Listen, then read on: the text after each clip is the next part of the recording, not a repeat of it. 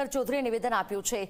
હું બંધારણીય જગ્યા પર હોવાથી રાજકીય ભાષણ નથી કરતો, શંકર ચૌધરીના શબ્દો છે। મહત્વનું છે કે વિધાનસભા અધ્યક્ષ પ્રચાર ન કરી શકે એવો નિયમ નથી તેવું કહેવામાં આવ્યું છે। હું બંધારણનું સન્માન કરનાર વ્યક્તિ છું એટલે પ્રચાર નથી કરતો।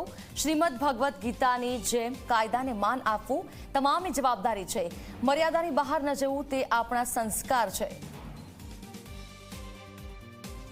કાયદાકીય એવું નિયમ નથી કે વિધાનસભાના અધ્યક્ષ હોય તો એ ચૂંટણીનો પ્રચાર ન કરી શકે, રાજકીય પ્રવૃત્તિમાં ભાગ ન લઈ શકે, એવું સંવિધાનિક કોઈ નથી। પરંતુ હું બંધારણને સન્માન કરવા વાળો માણસ છું, એની પરંપરાઓને માન આપવા વાળો માણસ છું। એટલા માટે કરીને આટલી ચૂંટણીનું પેલું આટલું બધું ચાલે છે ને તો પણ કોઈ જગ્યાએ લગભગ કોઈ ડાયરેક્ટલી કોઈ પ્રચાર નથી કરતો। વીજપુરની પેટા ચૂંટણીમાં ક્ષત્રિય